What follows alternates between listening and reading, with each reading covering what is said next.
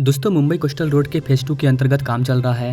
Mumbai coastal road phase 2 को 20,000 करोड़ रुपए की लागत से बनाया जा रहा है। कोस्टल रोड 2 का जो दूसरा चरण है वो 25 किलोमीटर लंबा हाई स्पीड कॉरिडोर होगा। आज के इस वीडियो में हम लोग इसी 25 किलोमीटर मुंबई कोस्टल रोड 2 के बारे में जानेंगे। इसके आसपास के एरिया को किस तरह से डेवलप किया जा रहा है, सड़क के साथ साथ आसपास के लोगों को क्या फायदा होगा, किस तरह से इसे एक टूरिज्म हब के रूप में बिल्डअप किया जा रहा है, कौन कौन सी बड़ी बड़ी कंपनियां या मनोरंजन की चीज को यहाँ पर डेवलप किया जा रहा है। आइए जानते हैं मुंबई कोस्टल रोड फेज 2 के बारे में। नमस्कार and welcome to all India project. मैं हूं विकास।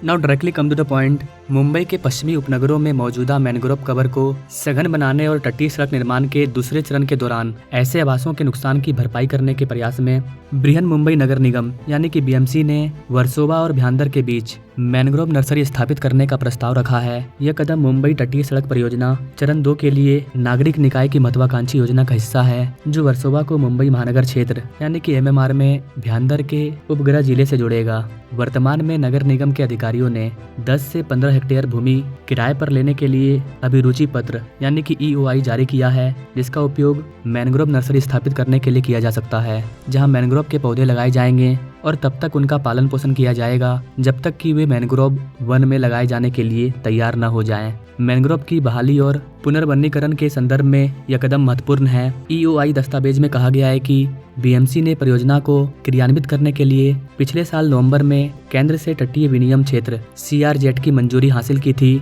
दस्तावेज में कहा गया है कि केंद्रीय मंत्रिमंडल द्वारा दी गई सीआरजेड मंजूरी ने बीएमसी को प्रभावित पर्यावरण और आवास को बहाल करने के लिए एक प्रभावी तंत्र बनाने के लिए बाध्य किया है। 20,000 करोड़ रुपए की लागत से बनने वाली कोस्टल रोड का दूसरा चरण 25 किलोमीटर लंबा हाई स्पीड कॉरिडोर होगा, जिसमें अंडरग्राउंड सुरंगें, केबल स्टे ब्रिज और इंटरचेंज शामिल होंगे। सड़क के संरेखन की योजना इस तरह से बनाई गई है कि यह मैनग्रोव पेच, खाड़ियों और वन क्षेत्रों से होकर के गुजरेगी। नतीजतन हरित क्षेत्र का एक बड़ा हिस्सा प्रभावित होने वाला है। हरित क्षेत्र के नुकसान की भरपाई के लिए नागरिक अधिकारियों ने कोस्टल रोड के संरेखन से सटे भूमि खंडों पर मैनग्रोव नर्सरी और आवास केंद्रों का प्रस्ताव रखा है।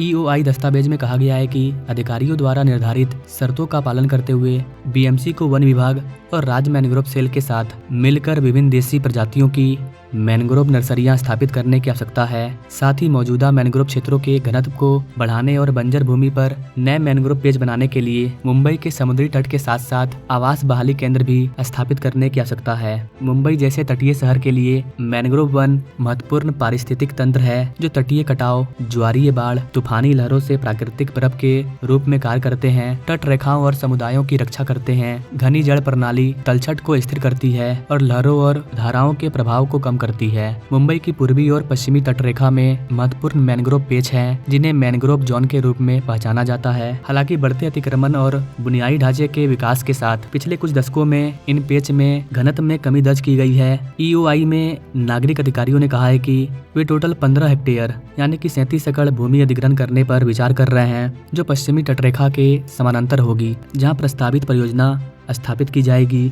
ईओआई दस्तावेज में कहा गया है कि बीएमसी को भूमि पट्टे पर देने की अवधि न्यूनतम 5 से 10 वर्ष होगी। मूल विचार इन भूमि खंडों पर मैनग्रोव के पौधे लगाना है, जो कुछ वर्षों में पूरी तरह से विकसित हो जाएंगे। पूरी तरह से विकसित मैनग्रोव को उन क्षेत्रों में प्रत्यारोपित किया जा सकता है जहां पर यह समाप्त हो गया है, या इन नर्सरियों में बढ़ना जारी रखा जा सकता है। राज्य मैनग्रोव सेल ने अभी हमें तटीय सड़क के काम के दौरान नष्ट होने वाले मैनग्रोव की सही संख्या या आकार नहीं बताया है, इसलिए हम भूमि खंडों की पहचान करने के लिए एक सक्रिय उपाय के रूप में इस प्रस्ताव के साथ आए हैं, ताकि हरित आवरण के नुकसान की भरपाई पहले से ही की जा सके।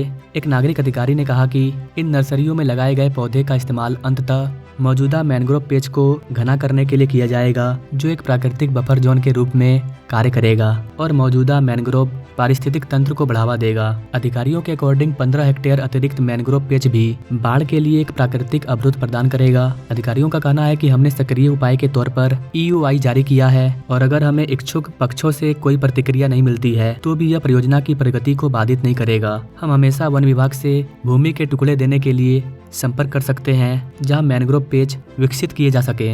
नगर निगम के अधिकारियों ने बताया कि एक बार भूमि के टुकड़े चुन लिए जाएं तो वन विभाग भूमि के टुकड़े को अंतिम रूप देने के लिए मिट्टी की स्थिति और ज्वारीय जल प्रवाह का व्यवहार्यता अध्ययन करेंगे।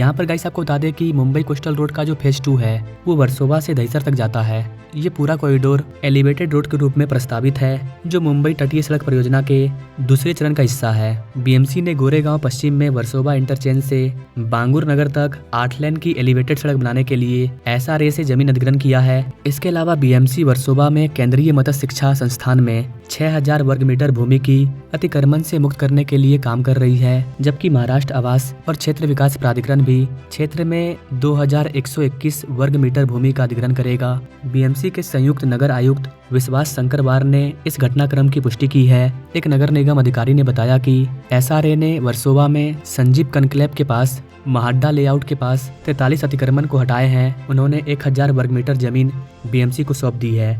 बीएमसी ने बाकी 28 अतिक्रमण हटा दिए हैं। इसके अलावा बीएमसी मत्स्य पालन संस्थान से केंद्रीय सरकार की 3112 वर्ग मीटर भूमि का अधिग्रहण किया है। वर्सोवा में महाडा की 2997 वर्ग मीटर अतिक्रमित भूमि से 31 अन्य संरचनाओं को हटाया जाएगा। इस परियोजना से क्षेत्र में 85,000 वर्ग मीटर दलदली मैंग्रोव भूमि प्रस्तावित होंगे, जबकि महाडा और मत्स्य विभाग द्वारा सभी अतिक्रमण हटा दिए जाएंगे। तो हम संरेखन और पाइलिंग कार्य शुरू करेंगे। भूमि अधिग्रहण एक हिस्सा है। पिछले साल सितंबर में बीएमसी ने घोषणा की थी कि उसे वर्सोवा दहिसर लिंक रोड और दहिसर भ्यांदर लिंक रोड के लिए तटीय विनिमयन क्षेत्र CRZ की मंजूरी मिल गई है, जो तटीय सड़क परियोजना का हिस्सा है। बीएमसी के एक नोटिस ने पुष्टि की है कि पर्यावरण, वन और जलवायु परिवर्तन मंत्रालय ने 13 नवंबर को CRZ मंजूरी दे दी है। हालांकि बॉम्बे हाईकोर्ट और महाराष्ट्र मैरीटाइम बोर्ड से मंजूरी अभी भी लंबित है, जिसके बिना निर्माण कार्य शुरू नहीं हो पाएगा। महत्वाकांक्षी सड़क परियोजनाएं जिनमें जलमार्गों के नीचे और मैनग्रोव क्षेत्रों से गुजरने वाले